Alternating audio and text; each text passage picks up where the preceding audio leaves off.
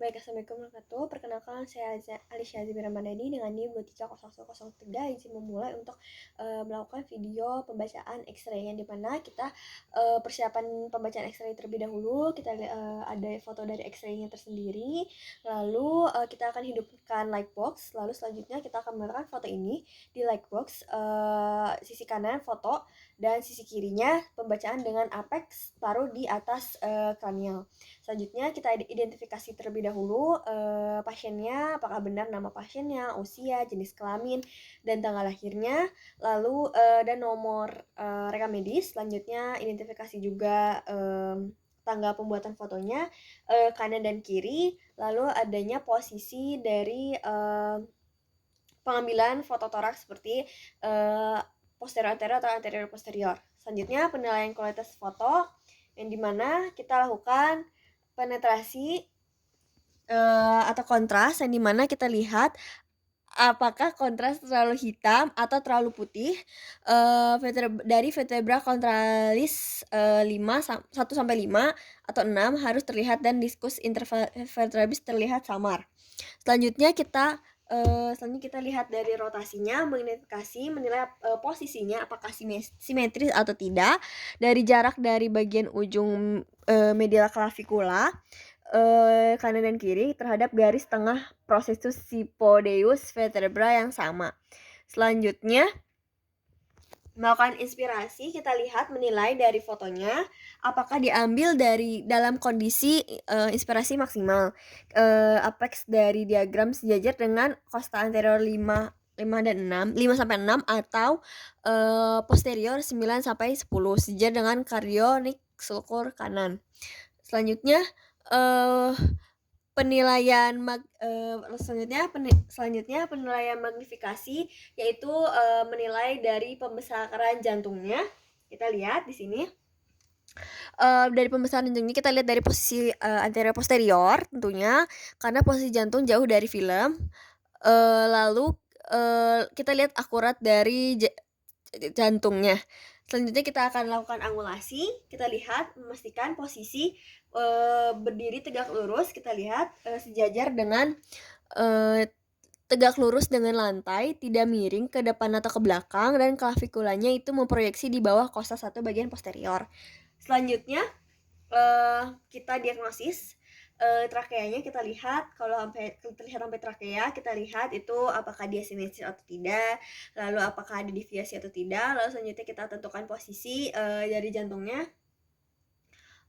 pada toraksnya, lalu kita menentukan posisi bagian jantung pada siolet jantung.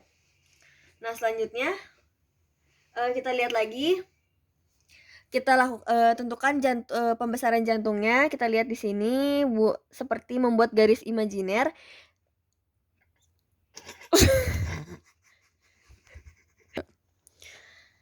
Dari jantungnya kita lihat garis imajiner dari sini sampai sini. Lalu kita ukur dari jarak jantung sebelah kiri dan sebelah kanannya. Lalu buat garis imajiner juga bentuk rongga toraks yang di sisi kiri untuk melihat si pembesaran jantungnya. Selanjutnya kita menentukan dari sinus, dari sini sinus frenicocostalis dan frenicocardial, terlihat jelas sudutnya, apakah sudutnya tajam atau tumpul, kita lihat, dan jelas atau tidak. Sebelah sini. Selanjutnya menilai diafragmanya, apakah diafragmanya ini kanan dan kirinya simetris atau tidak, bisa dilihat, dan perbedaannya itu harus lebih dari sama dengan kurang dari sama dengan 2 sampai 5 cm. Lalu selanjutnya itu membuat garis imajiner juga untuk mengukur di bawah sini, untuk mengukur diafragmanya.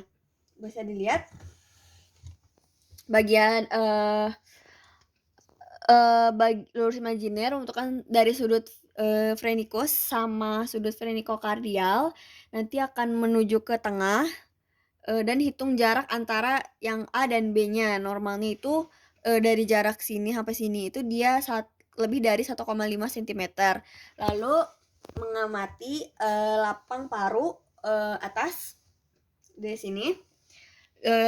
Kita lihat dari kanan dan kirinya tentunya apakah dari warna hitamnya, lusen, atau dari pembuluh darahnya, dan gambaran dari vaskularnya apakah ada paru normal atau ada bercorak dan di tengah. Selanjutnya kita lihat dari hilumnya itu diameter hilum itu 9 sampai normalnya 9 sampai 16 mm atau tidak lebih besar dari trakea. Dan lihat dari hilumnya. Selanjutnya kita menentukan juga dari mengamati desitasi dari tulang kosta, terus tulang skapula,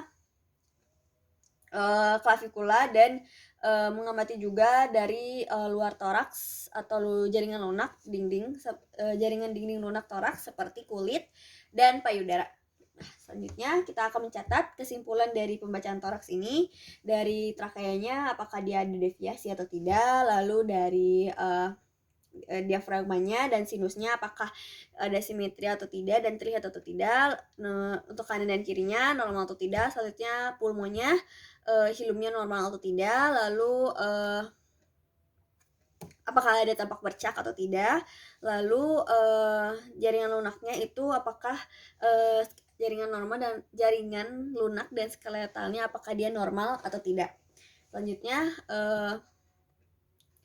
kita membuat kesimpulan dari diagnosisnya juga, yaitu apakah dia seperti tidak tampak TB atau tidak tampak bronkopneumonia, dan apabila ada riwayat trauma tidak tampak fraktur skeletal.